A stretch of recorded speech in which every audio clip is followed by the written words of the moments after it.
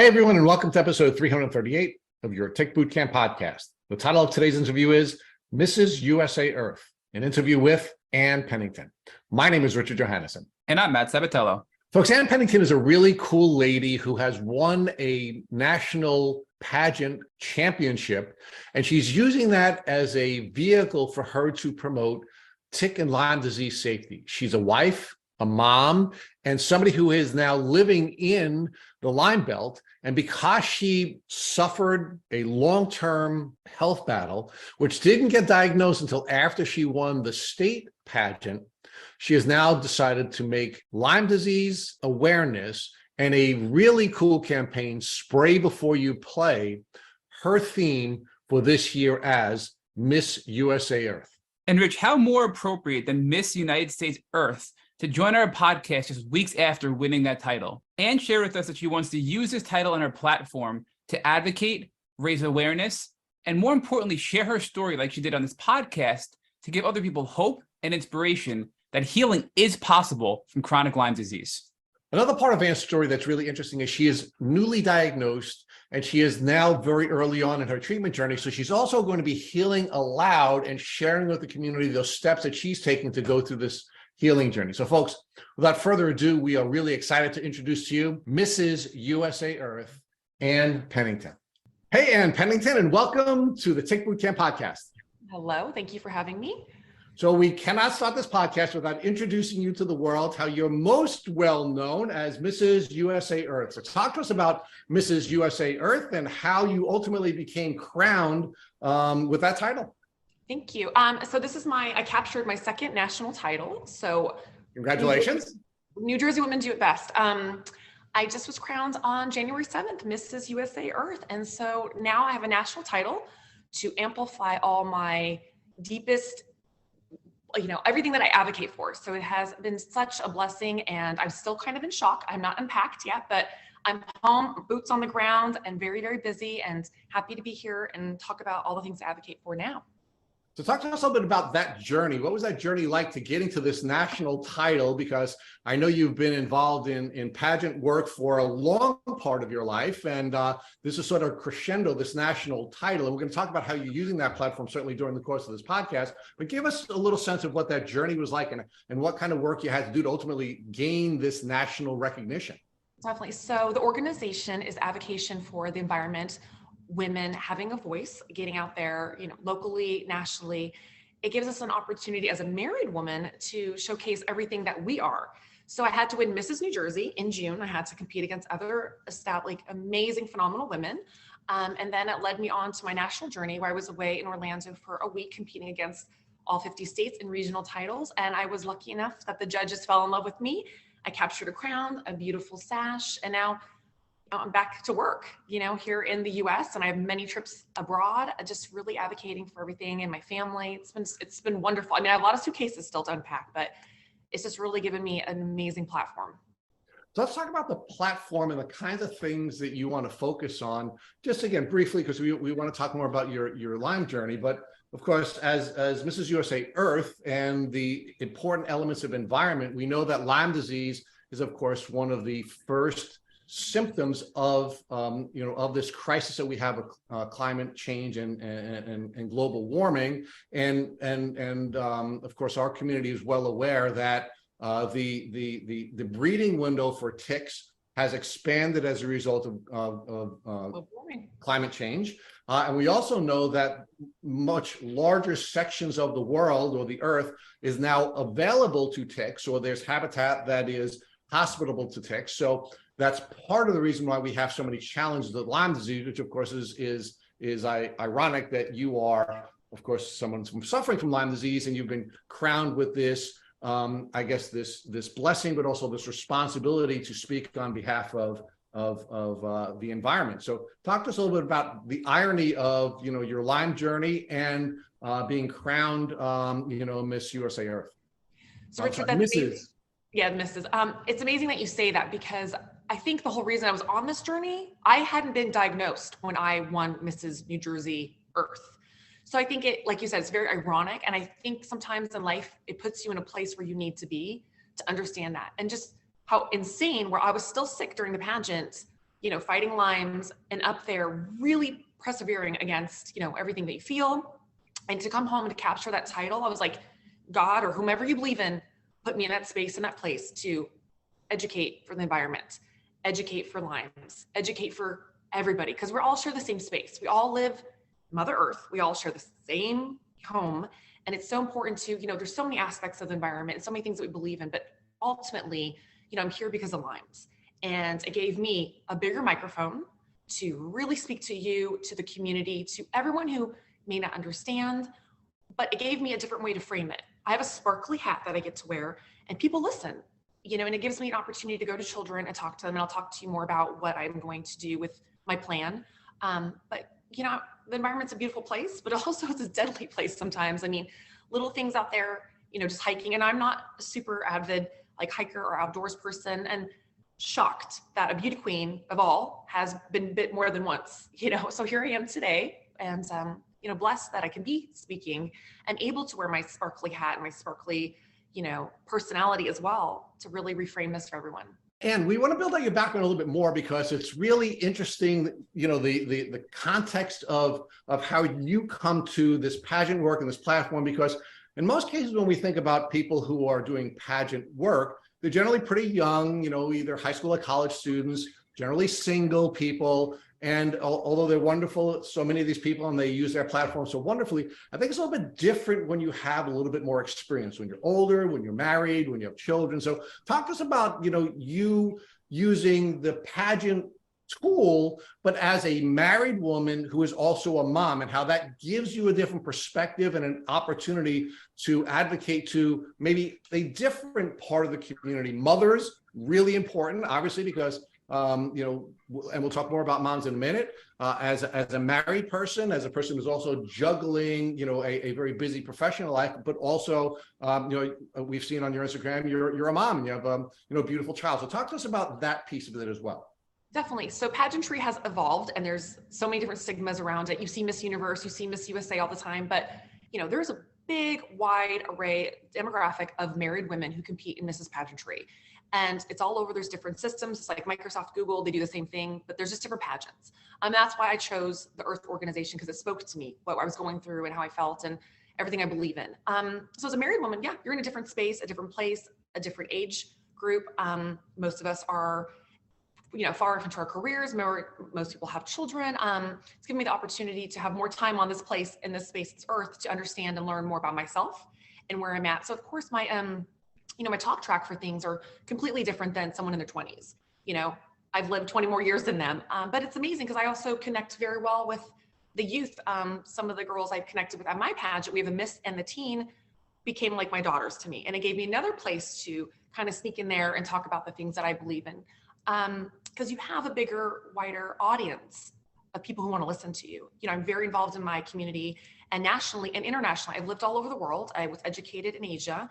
I'm married to a Brit, so I have family all over. My mother's Swiss, so I have family in, in Europe, and I have a huge family. I'm the last of 10 children from Las Vegas.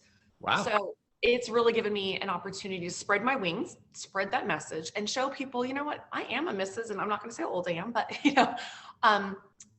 we are advocates. We're really hardworking in our community, and we have that time in our lives where, we're further in our careers, and we have more places and spaces to talk about these things. I'm not in college anymore. I'm not in high school. So I have more opportunity and time to really get out there and make a difference.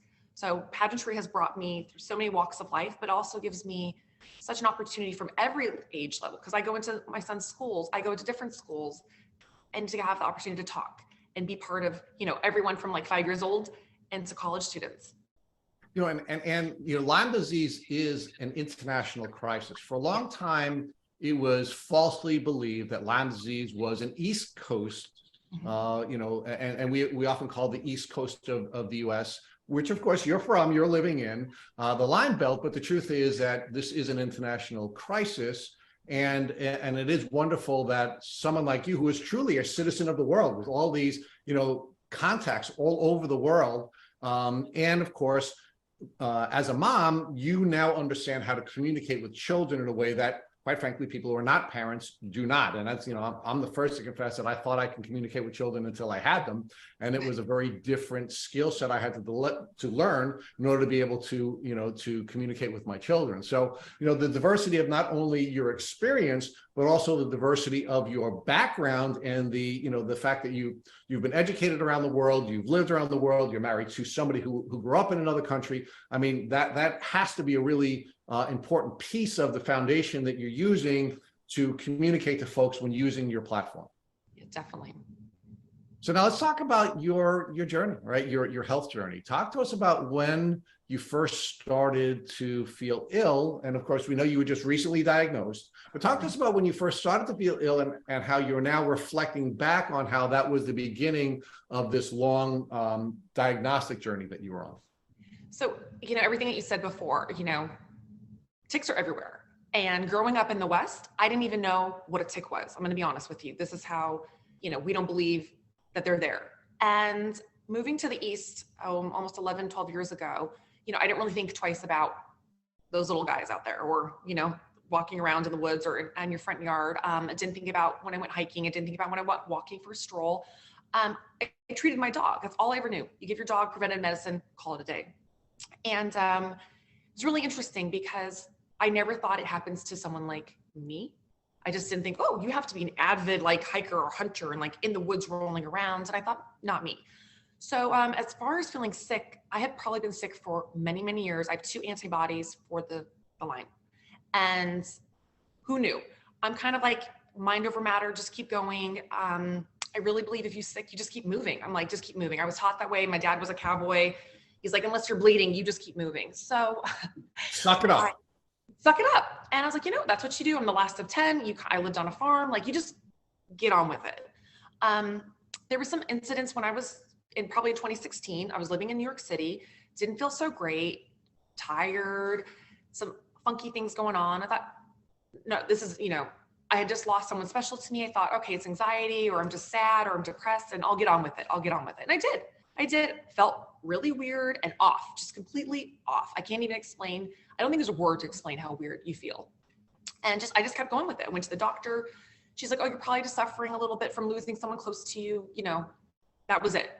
And I just kept on moving forward. And then fast track to now where I'm at now. So a year and a half ago, I felt awful. And I mean, like I said, there's not a word for how terrible you feel. Lethargic, your body just doesn't feel like your body. Your mind doesn't feel like your mind. Everything about you just feels off. And I thought, you know what? I lost my dad just recently. It has to be the same thing. Maybe anxiety, maybe slightly depression, maybe it's shock, maybe it's, losing a loved one. And it brings out all these things. Fast forward, it didn't go away. Couldn't sleep at night, hair started falling out, eyesight started blurring, eyes were really dry, tingling of the hands. I had gone to the doctor dozens of times to be just referred to someone else, from everything from my kidneys to, to multiple scans of my bladder, all these different things. My blood pressure had gone up. I had lost about 30 pounds and no one said anything to me, but it's just anxiety. Take some pills. And I said, well, I don't really take pills because I don't feel like I'm really anxious. Something's going on.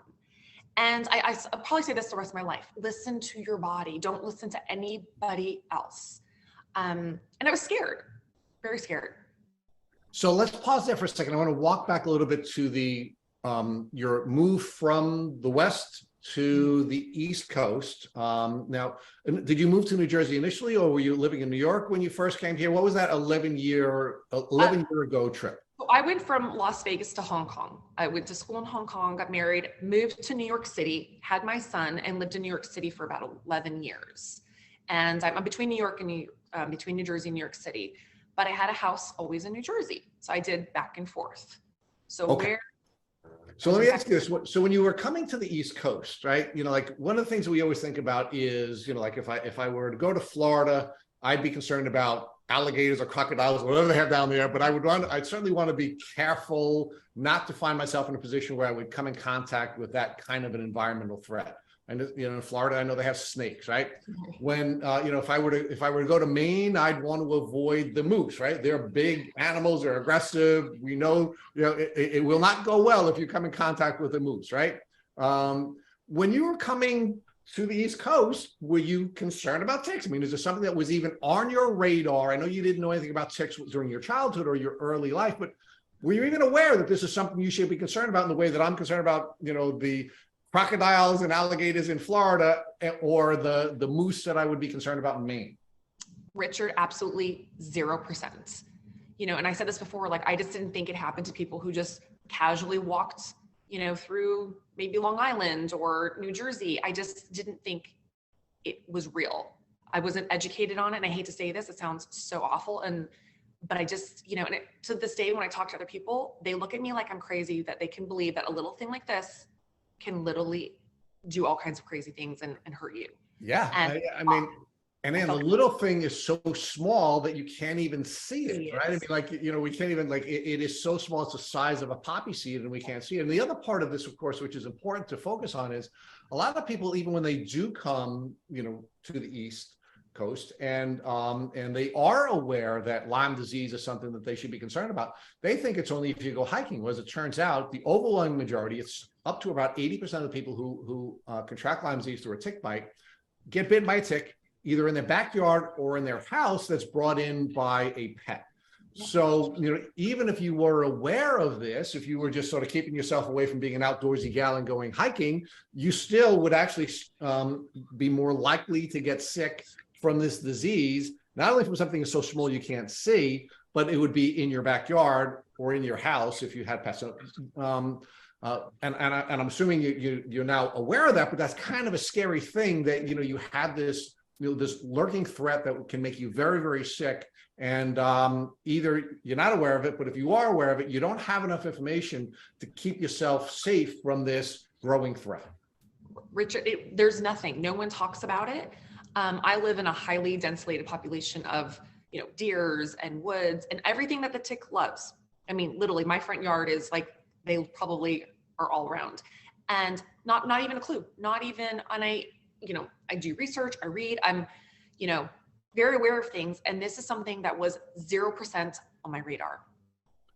So now let's talk about the, the developing symptoms and the doctors you went to see, because you said you went to a whole bunch of doctors with all kinds of symptoms, and no one knew what was going on. But you also, as you went to the doctors, you did share with them that you did have an immune disrupting event, that you lost someone very close to you, that was very stressful, and you were letting the doctors know that. And they were just sort of like using that as a diagnostic tool rather than using that as sort of a symptom of a larger problem they should be looking at. And I'm just wondering first what your reaction is, why none of the doctors saw this as an immune disrupting event and then tried to figure out how that could be presenting itself rather than using that as the sort of final diagnosis. So, it's hard, right? It's disheartening when you go in, because firstly, yes, I was very upset. I lost my father. And before that, I lost somebody else special to me. I'm sorry. Thank you. And so you go in and you're emotional, and they think firstly, of course, your blood pressure went up because of this. And I thought, my blood pressure is crazy high. Never had it. I'm very healthy, or was, and very active. I eat well. I don't drink. I thought, this is insane. My heartbeat was really rapid. And I was like, this is all because of anxiety. And it went on and on and on for months. So just sitting across from your doctor talking about, I've lost 30 pounds. I'm almost 5'11", and to lose 30 pounds, I looked like a walking skeleton. And I just couldn't keep food. I was having GI issues. And they said, it's all because of anxiety. It's stress. It's when and I didn't doubt that for a minute, because yes, you lose someone special to you. But it got worse. It wasn't kind of subsiding. It was getting worse. I went back multiple times to the doctor, and then that's when they started just referring me to someone else. Let's send you to a GI doctor, who told me I was just old and that I'd be fine, who didn't even look at me, patted me on the shoulder and literally told me, this is what happens when you turn this age.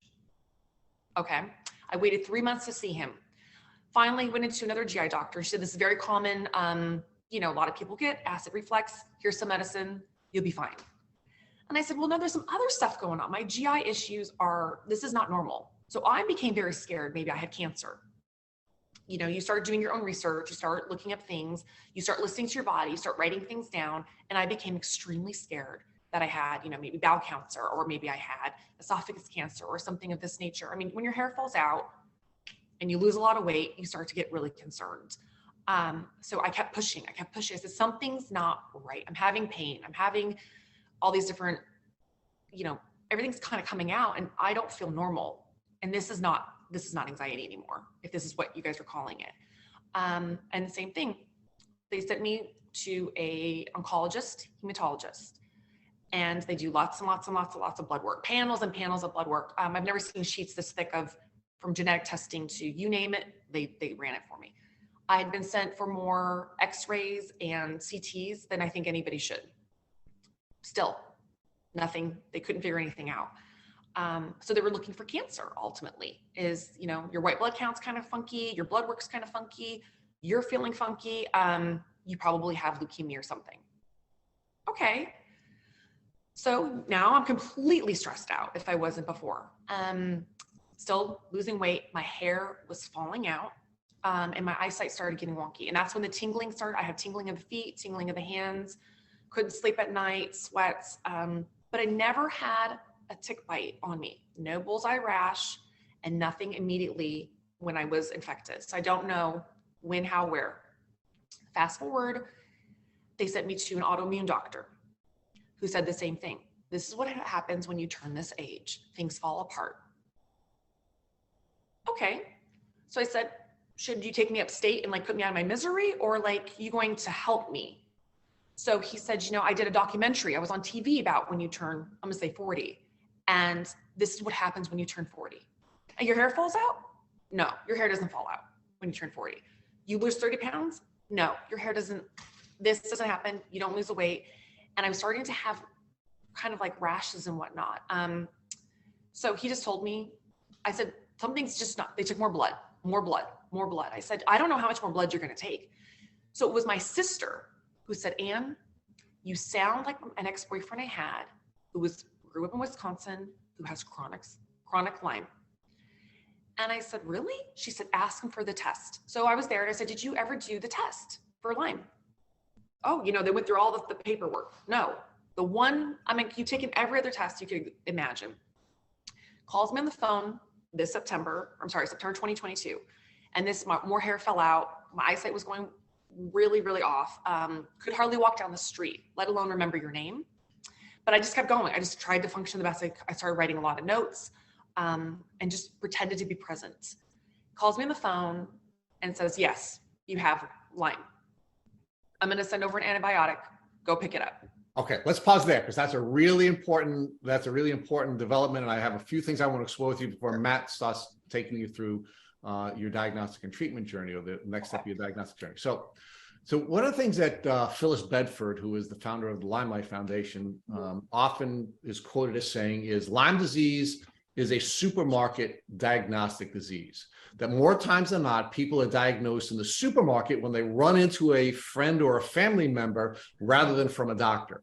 And you're a very articulate, very well-educated, very successful person who should not be ignored by doctors. And we're going to talk about that in a minute. But it wasn't any of the doctors that you were going to who couldn't diagnose you with anything that decided that you should take a Lyme disease test. Again, even though you're living on the East Coast in the Lyme belt, it was your sister who had said to you, you know, you sound a lot like an ex-boyfriend. You sound what we often hear in the community as limey. Why don't you go get a Lyme disease test? And that's how you ultimately get your diagnosis. I mean, that just blows my mind. You know, give me your reaction to that piece of it, that this was, you know, a familial diagnosis and that a family member could recognize the disease, even though she's not a doctor, and all of your doctors couldn't come up with a diagnosis. Rich, I think what the hardest thing for me was I would paint the story. I believe in storytelling so that, because your body is it's all of it. It's not just one piece, right? It's all connected. It's like a computer system. Something was not working and the whole diagnostic needed to be tested. So when he kept on telling me, you're 40, blah, blah, blah, things happen. And I'm looking at him. You don't go from function 100%. I could run a marathon to the next day hardly walking down the street in New York City. You don't go from being 39 to 40 and like your life drastically falls apart. And I'm trying to paint the picture. And he goes, I don't want to hear that. Okay. You don't want to hear that. All right, fine. I'm trying to tell you so we can figure out. And I told him, I live in New Jersey on a wooded property. And I told him this. I moved from New York. So I was trying to paint a picture. Do you think it's mold? Like, I'm thinking it's something else, right? I'm thinking it's bad water. I don't know what I'm thinking. I'm thinking, please just help me, right? So when I tell him to please test me, and it's my sister, they do the tests and he looks on his notes and I'm like, you don't even read your notes. How would you, like, where are we at? My insurance has paid, I don't even know how much money to have blood work week after week done, to see their practice, their fees. And these are very, very high sought after doctors in New York City that people wait months and months to get into because they're supposed to be the best at their profession. So when he called me on the phone and told me this, and I'm like, well, can you tell me more? He really didn't say anything. I didn't know there was different strands. I really had no idea that those little things carry different things that can affect you. Up to 200 different microbes, each one of them. So first I'm foggy and not feeling great. So I'm kind of like, what?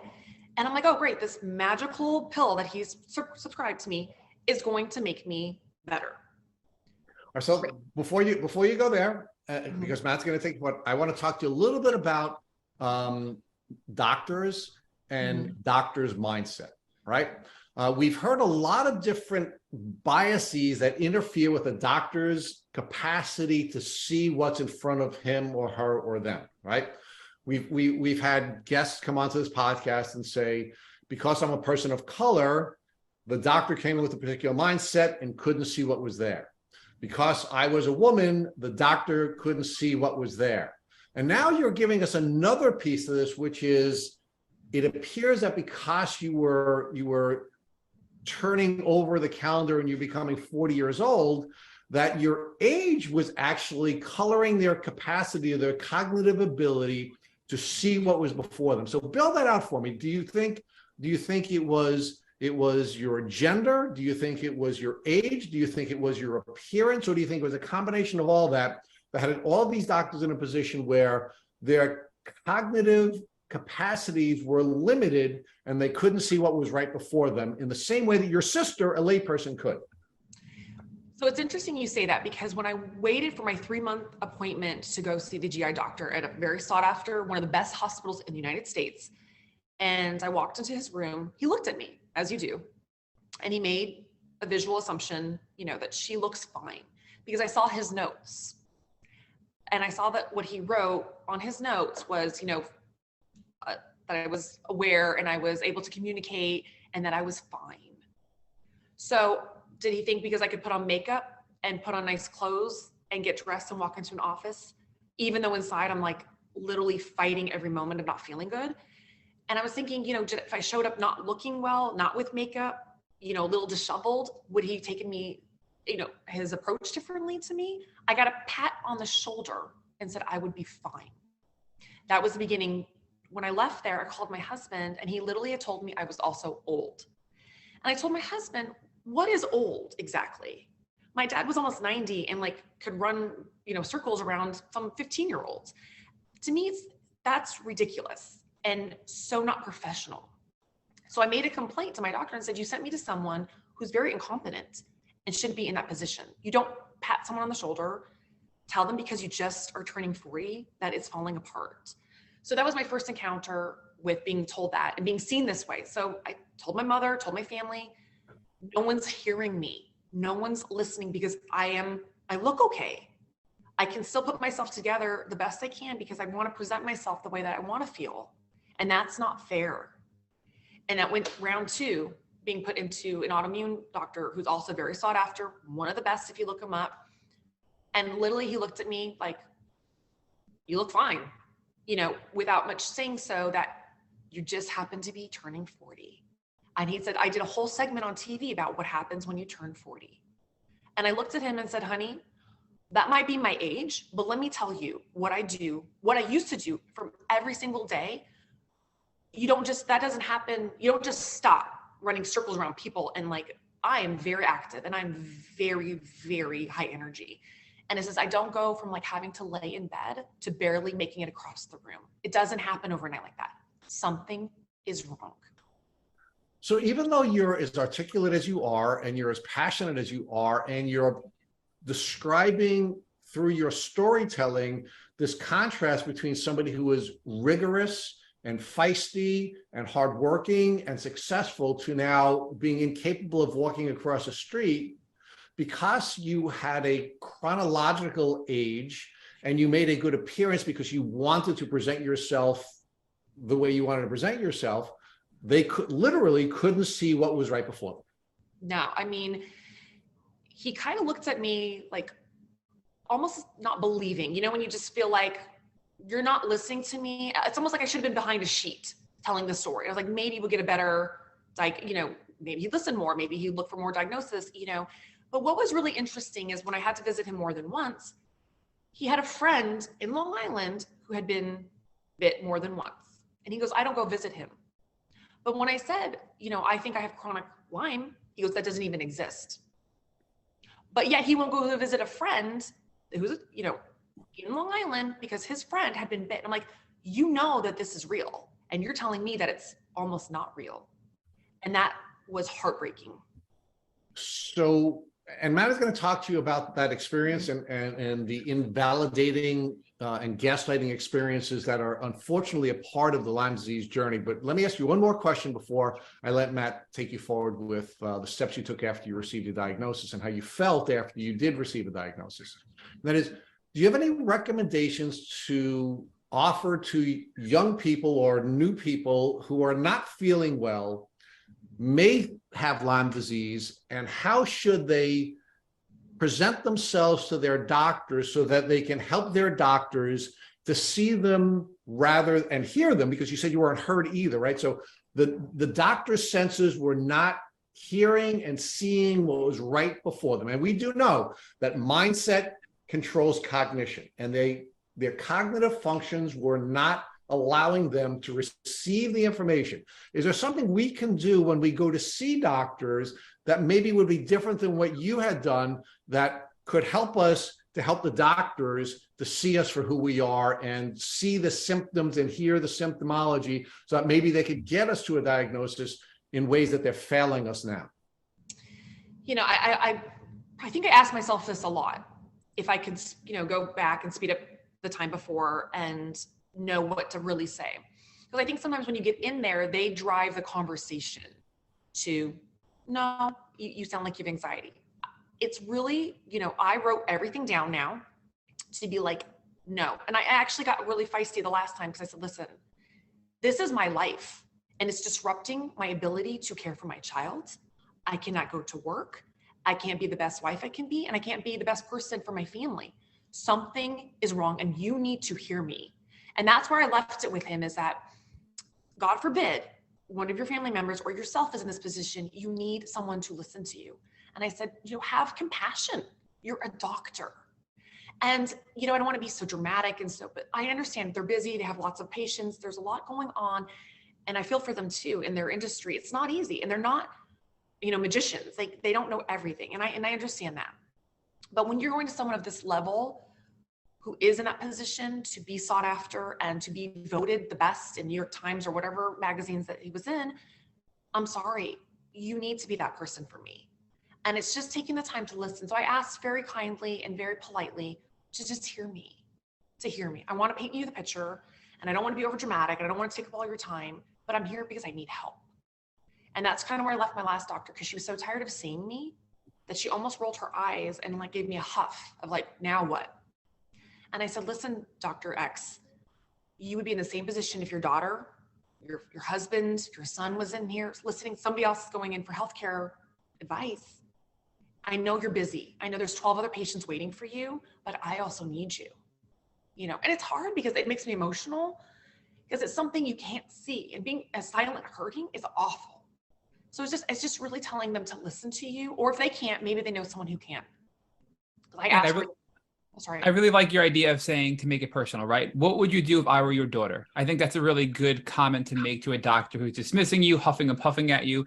I think another important observation is this is not just the progression of age. I mean, also 40 is not old, let's be real, but the progression of age is not something like where you're running marathons and then you can't walk down the stairs, or you can't walk down the block. That aggressive of a transformation of your health is not just normal age progression. And that's another noteworthy item that your doctors fail to recognize, right? And just because you look good doesn't mean you feel horrible on the inside. And we've heard this on this podcast hundreds of times from our hundreds of podcast guests, that I would go and I'd put makeup on, I'd look good. It would kill me to do that. And they'll say, well, you look fine. And Lyme is known as an invisible illness. And that's another piece that I think doctors have to be aware of and more, front of mind when they're looking at patients that have chronic tick-borne symptoms like Lyme disease, right? So I think everything you just said is really good advice to help people interact with their doctors at the early stages to get the proper testing, recognition, and consideration they need for a diagnosis. But I do want to back up even more, right? Because you kind of laid this out for us really well with Rich, but you said you were sick for years, but about a year and a half ago is when you started to get really sick. And then it progressed obviously up until your diagnosis, which was this past September of 2022. Now, and talk to us about the symptoms that started to progress a year and a half ago that were more severe. We want to get into more detail about exactly what your symptoms were, so people listening can identify to these symptoms. And if they're thinking they might have Lyme, associate with these symptoms and maybe go and talk to their doctors about your story and the similarities between your story and their story. So Matt, it was really hard because sometimes you just felt tired and you think, okay, great, I do a lot, I'm just tired. But it's really being in focus with your body and kind of asking yourself every morning, kind of like doing an overall check. So now every day I kind of get up and I'm like, okay, do I feel 100%? Do I feel 75%? What is it? And I know we run because that's what we do in this, day and age, is we're all over the place. If you're a mother, or a father, and you have your children or going to work, sometimes we overlook our health, and health is all we have. And I realize this space for me has created a silver lining, but it's your wealth. And you kind of have to do an overall, am I okay check every day, and note things that are progressing a little bit worse. Like where my knee was starting to hurt, where I never had knee pain, but they also said that was because you're turning 40. So, I knew nothing about Lyme, didn't know any of the symptoms. And when you look it up on the internet, very basic, not a lot of information, a little bit overwhelming too once I got diagnosed, because there's so much different things out there. But for me, it was being restless, my heart palpitating, being kind of sweaty, unable to focus was the biggest one for me. Very, very foggy and lethargic, and my personality was a little bit off. And I didn't really recognize the symptoms because, like I said, most people just keep going in life, and little things don't slow you down, because it wasn't that debilitating where I was like vomiting or, high fevers or any of that nature. It was very small and subtle. And I think that's why it took so long, because I discounted myself for just being tired and running around. So I always tell people, and even a lot of the women in my community who they say they're not feeling great and they're kind of giving me these symptoms, and I'm like, ooh, you may want to get a test. And it's just being aware that it's here, it's everywhere. These little things don't die. It's protecting your property, protecting your children, and protecting yourself. So really the best advice I give to people is, you live on the Northeast, it's very prevalent here. When you go get your normal year checkup, why not just get the test? If you didn't have to pay out of pocket, it's really not that much. And it kind of gives you a peace of mind. And now that's my biggest step forward, is I have a plan for my community, and hopefully that takes off nationally, because it's so important. Because I talk to a lot of parents and they look at me like I'm a little bit nuts, that I'm like, your kid, if they come over, I have to spray them to play in my yard. This is a rule in my house. But for people just not sure that they may, if you live in an area and you go outside your area and you have pets, I don't care where you're at, you go every year for a checkup, or you should just get the test. It's very simple. It's very, doable to keep checking yourself and being aware of, I don't feel 100%. Why not?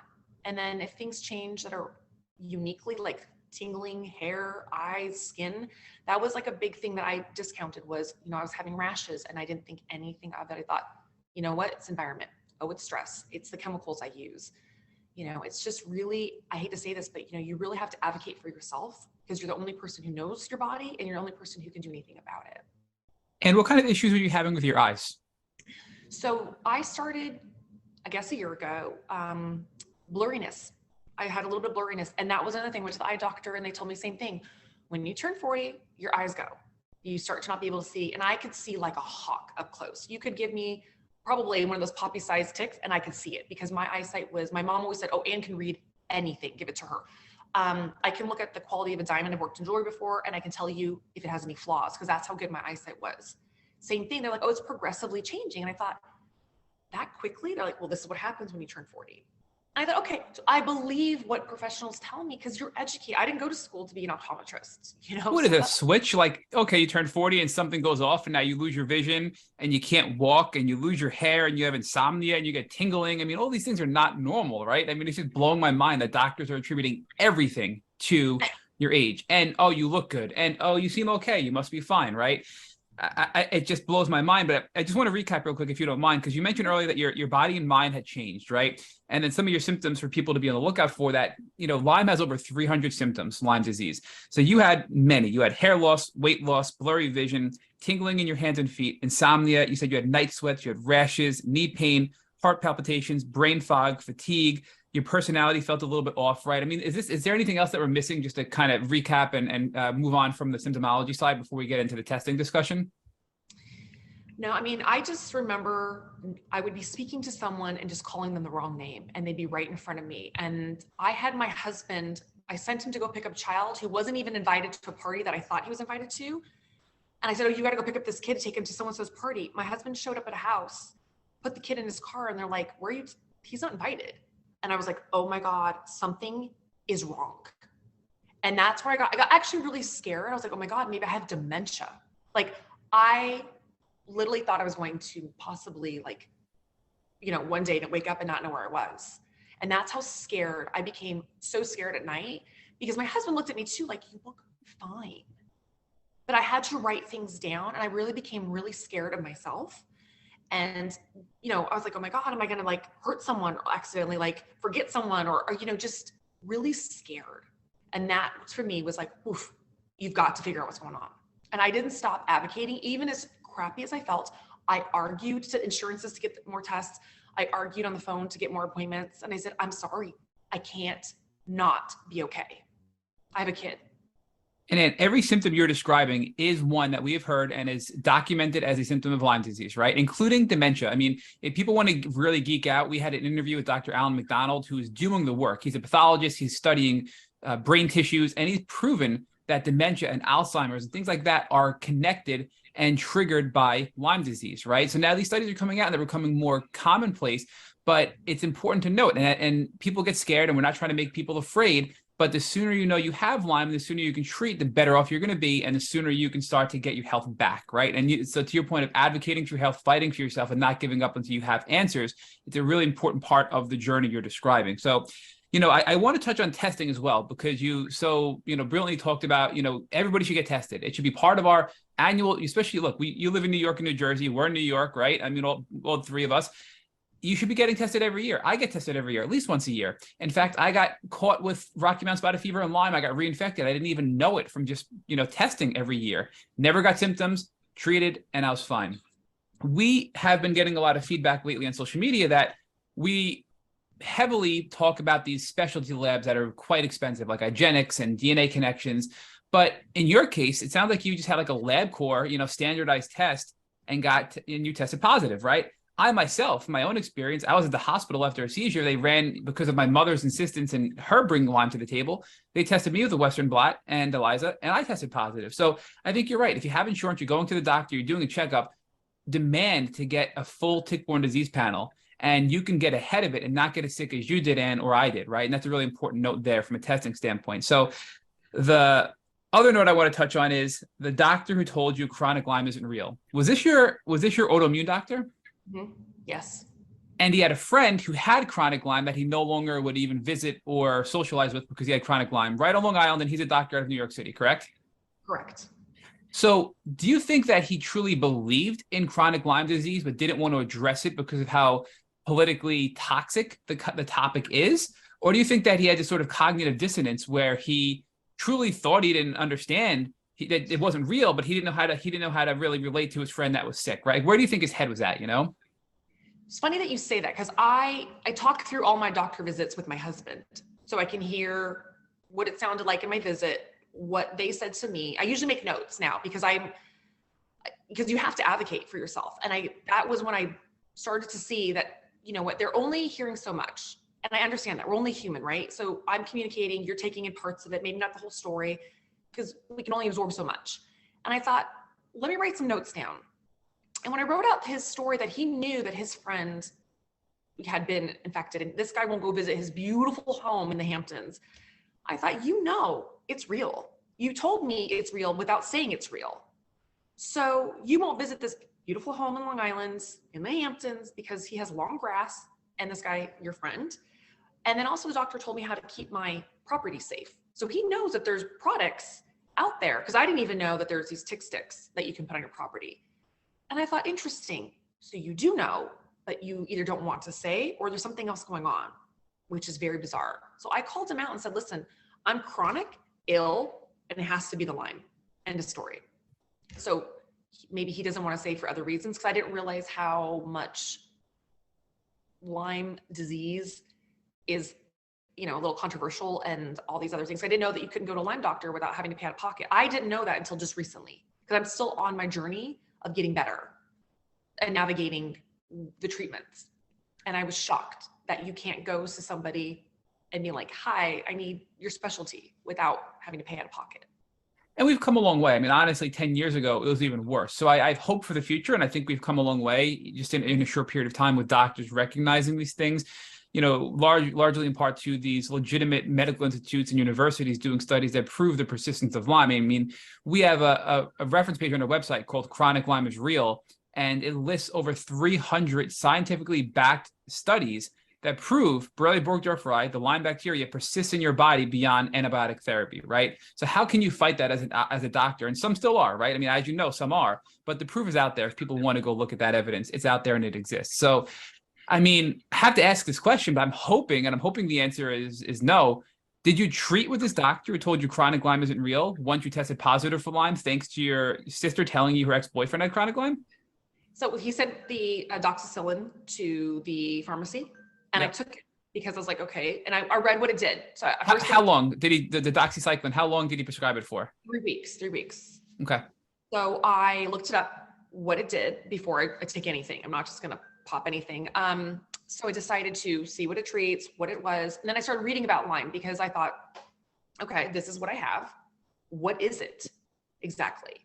And, you know, the CDC says one thing, and there's a lot of people out there who say a different thing, and you start going down the rabbit hole of, oh my gosh. But then I started talking to people, and that's where I found the information. It wasn't from the internet. It wasn't from this doctor. It was people sitting at tables with me and being like, my sister has it. My cousin has it. My mom has it. I was like, oh my God, this room has it. And I was like, my mind was blown. Like, absolutely. I was literally at the table and my mouth, I think, hit the floor because there was 12 of us at a table and 7 people knew someone who had it. Isn't that mind blowing? You can't go somewhere, especially in New York, and not talk to somebody who hasn't been impacted by chronic Lyme in some shape or form, right? Whether personally or somebody they know, you know, personally. And yet doctors still won't admit it's real. And these people are suffering long-term and not getting the help they need. I mean, it's just hearing this is just making my blood boil, right? So you did the research on doxycycline, you're talking to people. Thankfully, you're vocal because it is a controversial disease. Thankfully, you're confident enough to discuss what's going on and you're getting the truth and valid feedback from people socially in your circle, right? So do you decide to take doxycycline or do you go another route?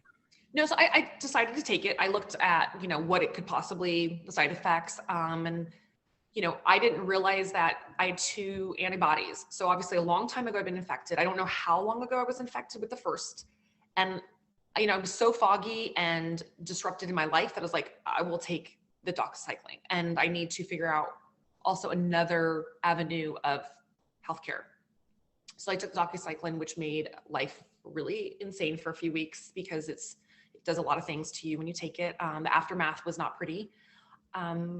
Sorry to interrupt. Can we describe both? Can you describe the disaster that it created while you were taking it and then the aftermath as well? Because we know it's hard on your stomach and there's no such thing as too much information here on the Take Bootcamp podcast. So you can be very honest about what it did to you while you were taking it and how it affected your body. So I guess A, did you feel any better from your symptoms while taking it? And B, what were the side effects that maybe caused some discomfort while you were on it? So when I first started taking it, fine, first couple days, there was no issues. And then towards, I think maybe like the further into the week, I became worse. I mean, really off balance, really sweaty. I began to have rash up and down my body. The rash actually moved to my face. I was afraid to go, I didn't go outside. I was so embarrassed and depressed and very sad because, you know, you want to feel better and this is what you do, but you also can't engage with friends. So I kept on saying, you know, I couldn't go out. I was always too tired. It made me feel worse. My brain felt like it was swollen, like front lobe, just like pushing against my head. Became really, really just, I think it brought out all the worst symptoms. And then my knee is when I started getting the knee pain, the joint pain. And then towards the end of it, it just left like rashes, I guess, 2 weeks after, they had spread just everywhere. I mean, it kind of looks a little bit like, I told my mom, I look like a monster. Can I ask, Ann, because, you know, rashes, did anybody talk to you about Herxheimer reactions or detox rashes throughout this process? No.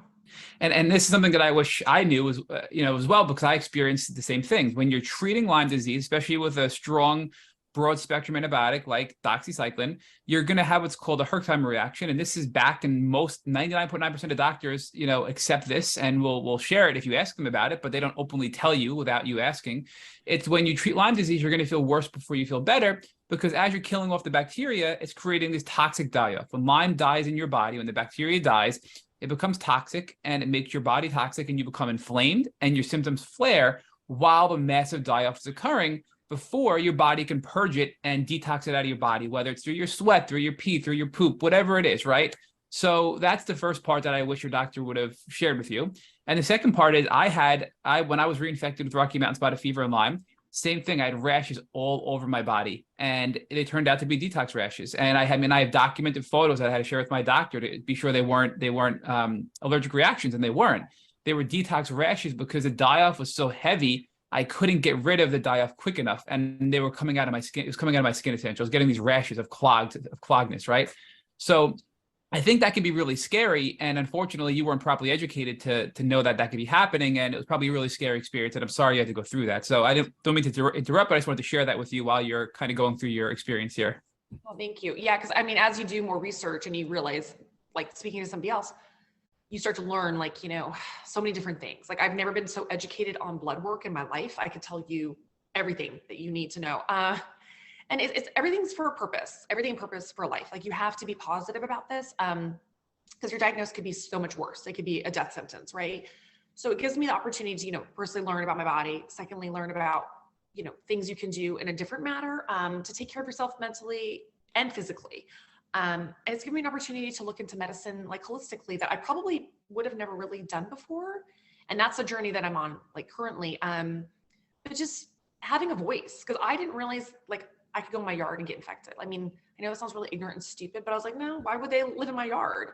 And now this is like, I have so many children in my neighborhood that play at my house every day. I have a house full of boys every day rolling around, they're dirty, their shoes. And I'm like, I need to protect all of you. And it's really now, this is the journey that I'm on. So when you finish the 3 weeks, and again, I'm sure you know this now, but the fact that you mentioned that you were sweaty, had rashes, and you were off balance, we talked about the rashes being probably detox rashes. The off balance part is indicative of neurological Lyme, right? Because a lot of the things you described indicate neurological Lyme, the brain fog, the mood changes, a lot of those things, the personality changes. That's indicative that the Lyme bacteria crossed the blood-brain barrier and got into your brain, which is very common. It happened to me, and it sounds scary, but it can be treated. You can feel better, right? And I want to put that out there for everybody listening. But your doctor should have realized that 3 weeks of an oral antibiotic is not an effective treatment for neurological Lyme disease. Doxycycline is not good at breaking the blood-brain barrier. Never mind 3 weeks of an oral antibiotic is not sufficient enough to break the blood-brain barrier to get to the deepness of how deep the Lyme is in your body, right? So the other note I want to throw out there, and you may or may not have heard this yet from your social circle, is that the night sweats and the sweaty bouts, oftentimes that's associated with Babesia. Night sweats are very common with a Babesia, which is a co-infection of Lyme disease. When you're bit by a tick, as Rich noted, it can have up to 200 different pathogens, not just Lyme disease in it, right? Babesia is an extremely common one, and a hallmark symptom is night sweats and these, sweat outbreaks. So if you haven't been tested for that, I highly would encourage you and everybody else listening to get the full tick-borne disease panel, not just Lyme, but everything, Ehrlichia, Babesia, Anaplasma, Rocky Mountain Spotted Fever, to see if you have any antibody markers for that. And that does require a different type of treatment than doxycycline. So that's just another note, right? That based on your symptomology, your doctor should have picked up on and shared with you. But again, unfortunately, I think you were just failed in so many ways by your doctor. And I'm sorry for that. But let's go to, you're done with the 3 weeks. You're still feeling like crap. Do you fire this doctor? What do you do? And what are you doing next to feel better? So yeah, I don't see the doctor because he really wants to treat autoimmune. He doesn't want to treat Lyme. He doesn't want to acknowledge it. That's fine.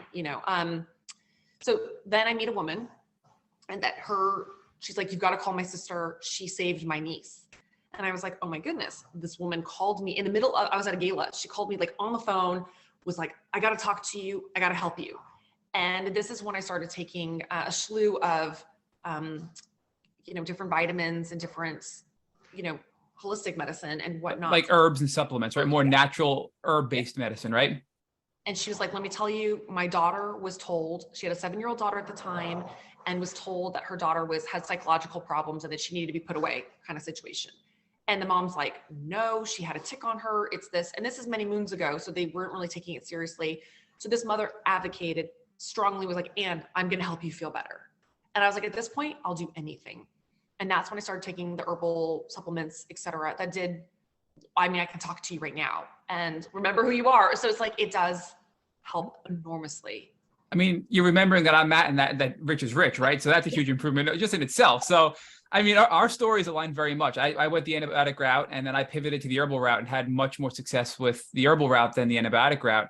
And again, this was because of just networking and people giving me guidance and recommendations. And I was so desperate. I was not an herbal person. If you told me 10 years ago, I'd be, I'll never take herbs to treat. Give me something from the pharmacy. But here I am today, right? They've changed my life. Now, and do you recall what specific herbs you're on? Or can you give us some, even just some basic information about what the regimen is that you're on herbally? Yeah, I take cloves, walnut hull, it starts with an E, echinacea. Echinacea, yep. Yes, and then I take lumbaros. I don't even know how to say it. Lumbro. It's some kind of oh my God, I can't think right now. It helps clean out the system. It's amazing. And like a detox, so it helps more of a detox. And if you read about it, they actually use it I'm so sorry, I can't remember the name of it, the herbal. They use it for people who've taken cancer treatments when they do their chemo because it helps clean out everything, all those toxins and stuff. It's amazing. It is. I mean, sorry. Yeah. I think you're touching on a really important part here, that it's not just kill the Lyme bacteria, right? Which was what Doxy did. And it made your body even more toxic and made you even more sick, right? That's an important piece of the healing journey. But now herbally, you're doing herbal antimicrobials, which kill not only Lyme, but other bacteria and viruses in your body naturally. You're doing natural detox herbs and supplements that help your body flush these things out of you as they're getting killed off, so you don't get toxic and they don't float around and recirculate in your body, the dead toxins. And you're also addressing on your mindset as well, because I know earlier you said that this became an emotional piece to it as well and a mental piece to it as well. So can you touch on that, what you're doing? Because I know for me, I had to really focus on, of having, and people get so mad when they hear this earlier on, but having a good mindset, because if you don't believe you can heal, you're not going to heal. And what I mean by that is I'm not saying you're going to wish your health back, but if you don't believe you can get better, you're never going to take steps to make yourself better. So it's the mindset that I can get better, which will trigger the actions to get you better is what I'm saying, right? So can you just describe for us how and if that was relevant for you as well? Yeah, so 100%. I mean, I've always been a positive thinker because I believe, everything has a positive side. So when I became ill, all I kept on saying was, I don't feel good. I don't feel good. I think if my husband heard that one more time, he was going to literally, his head was going to blow up. I mean, he was like, that's all you say is, I don't feel good. And I was so tired of telling myself I didn't feel good that I was like, I need to reframe this. And I need to tell myself I'm going to feel better. And that's where I got inspiration from looking up things and seeing people's journeys and how I came across your podcast and other people who said, I feel better. And I was like, oh my God, there is a light at the end of the tunnel. So I started to find different practices for me, which was meditation, which was just taking, like I said, in a moment, kind of just doing an overall check and being like, okay, you know what? I have a vessel. I'm alive. I'm going to get through this. And it was finding the pageant, to be honest. The journey through the pageant gave me a place and a space to feel good. So even while I'm competing, I know I don't feel good, but I told myself, you're amazing. You're going to do amazing things, and you're going to use your voice to help so many people and children who don't have resources, who don't have a voice, and don't know what the heck is going on with their body and their mind. So it's literally just putting yourself in a place, in a space, and creating a safe, moment for yourself to be like, I can do this. And there is hope. I didn't get a diagnosis where tomorrow I'm going to be in hospice. Like, we're going to be okay. We're going to get through this, and we're going to have a bigger voice and a bigger place and space to talk about it. So, everybody who listens to this podcast knows that Rich and I are men of faith. And I have to say, I mean, the fact that, you said we couldn't agree more that you are amazing, right? But what's even more amazing about you, Ann, is the fact that you were in the throes of it. You were all these symptoms. I mean, brain fog, personality changes, physical, emotional symptoms that were all correlated to tick-borne illnesses and Lyme disease. And yet last June, you won Miss New Jersey Earth. And then this January, you won Miss USA Earth. So you did all this while being so sick, right? I mean, that is just an amazing accomplishment that I don't want to lose sight of on this podcast. But I have to say that I think all of this is going to be used for the betterment of society because of what you're doing. And now I'm kind of stepping on Rich's turf here. This is his part of the story. But it's just so beautiful to me. And I never get this excited about the transformation part. But to see where you are and how you've become what you've become and how passionate and cold you are to help and give back to this community, we know that you're going to make significant change in this community, that we couldn't simply do without you, right? So we are so grateful for you, and we're grateful for you to be fighting for this community and advocating for this community because it's desperately needed. And I just want to say thank you and take a second to step back and to thank you before Rich picks up to go on to your transformation. I already stepped on his toes, and I'm sorry, Rich. Oh, thank you.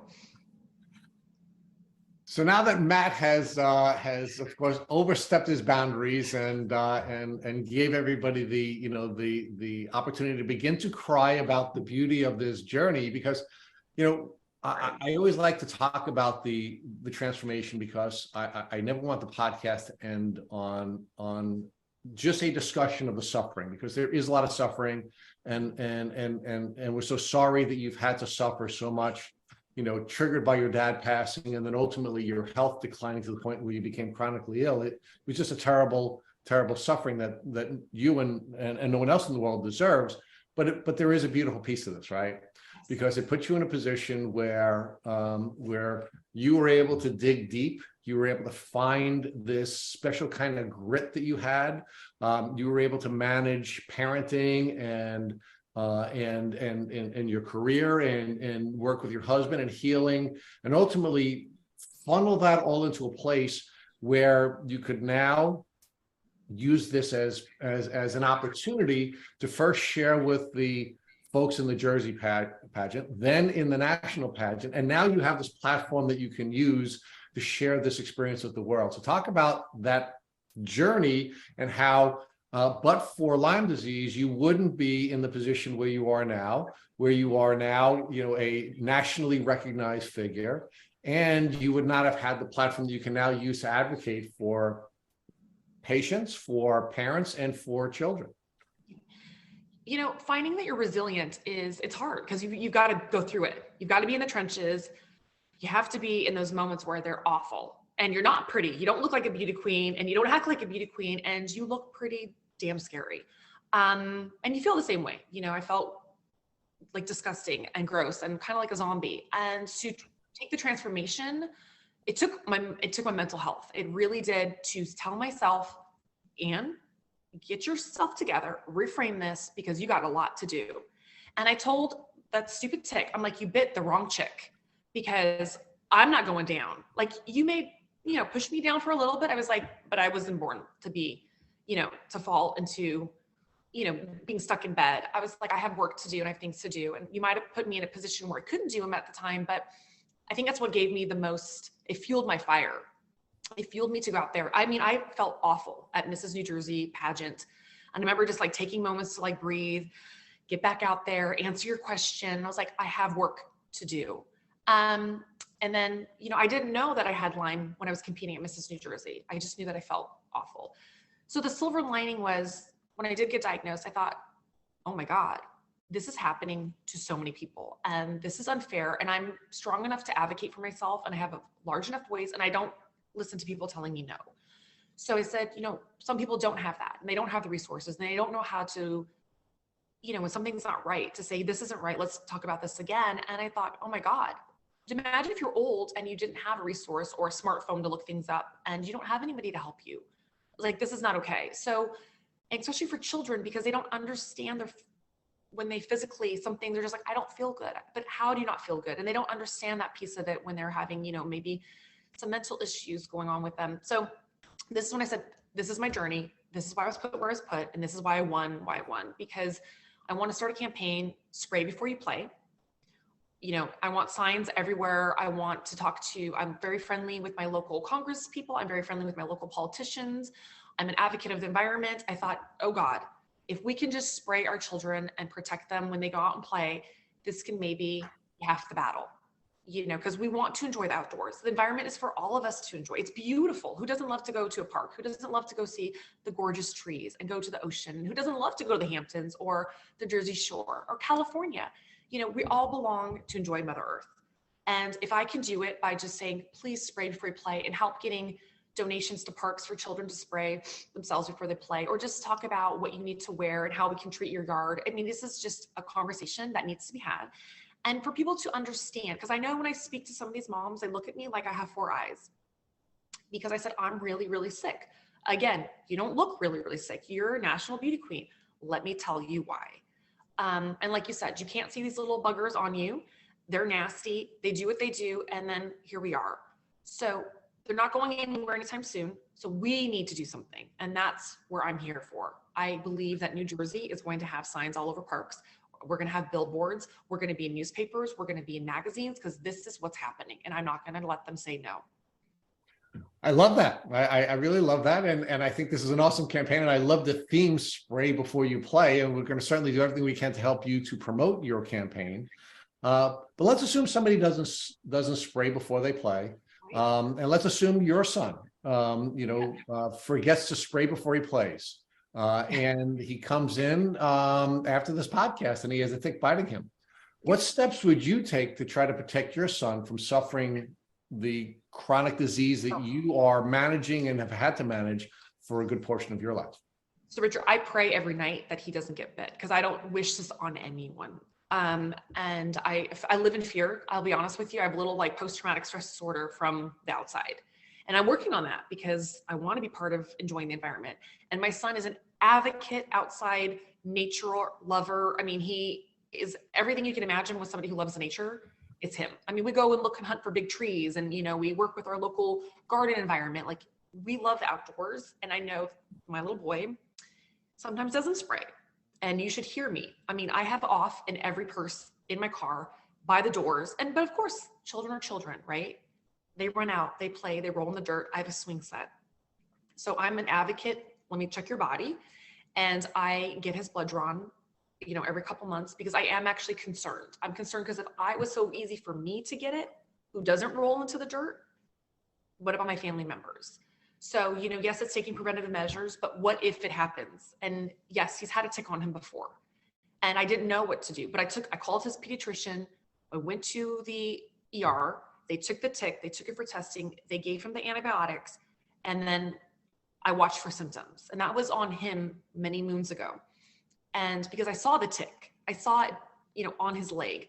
For me, I didn't know. I never saw a tick, and I thought you had to have a tick on you or a rash. So now it's just over, same thing. I do a check of him. How are you feeling? They look at your body. We're always talking about the symptoms. I know them in and out now. And that is just, I think, I wish everybody would just print them out wherever they live, and just to kind of know some signs of it. Oh, my kid is having this, or he's having some pain. Keep an eye on, like I said, when you go and get your checkup, you have to, as a child, you go every, year. I just think it's really important to ask for that test if you can. And then I would love for healthcare to just provide these tests when you go for your checkups, because ultimately these little ticks are everywhere and they're not nice. So it's just being aware. So Ann, I know you're a really busy gal with a lot of professional commitments, and our time is running out. So I do want to invite you to partner with us, and we would like to partner with you. We love your Spray Before You Play campaign. We are going to do everything we can to help you to get the word out. We're going to also ask you to, while you're advocating for your spray before you play campaign, to also encourage folks to take a look at our Tick Bite Blueprint, because if, God forbid, someone does get bitten by a tick, we have come up with a step-by-step guide that is free on our website that will be available to the community. So we, between the great work you're doing and hopefully the work that we've been doing, if we can merge that together, perhaps we can help folks avoid getting tick bites to begin with, because they're spraying before they play. And if, God forbid, they, either the spray has worn off, they haven't applied it often enough, if it's not the proper, type of spray for the, for the type of tick or whatever challenge could surface, then there are some steps that you can take to protect yourself from getting sick. And of course, that will include working with a healthcare provider who is Lyme literate. So, Ann, thank you so much for all your advocacy work. Thank you so much for sharing your beautiful story for us, and thank you to your family for sharing you with us. So thank you, Ann. Thank you so much for having me. Thank you for listening to your Tick Boot Camp interview with our guest, the real Ann Pennington. To our listeners, we have a call to action. First, if you'd like to learn more about Ann Pennington and Mrs. USA Earth 2023, please visit our Instagram page at Real Ann Pennington. Second, if you enjoyed this episode of our Tick Boot Camp podcast, please share with your friends by using the social media buttons at the bottom of our post. Third, Tick Boot Camp has created a Tick Bite Blueprint. It has been inspired by the information that has been shared with us by past guests on this podcast. We urge you to visit our website at tickbootcamp.com/bite to view your blueprint. Fourth, don't forget to subscribe to this podcast on Apple Podcasts, Google Podcasts, or Spotify to get your automatic episode updates of our Tick Boot Camp podcast. Please take a minute to leave us an honest review on the podcast platform of your choice. And finally, if you'd like to search our podcast library for over 350 episodes, subscribe to our email list, or share feedback, please visit our website at tickbootcamp.com. Thank you, as always, for listening.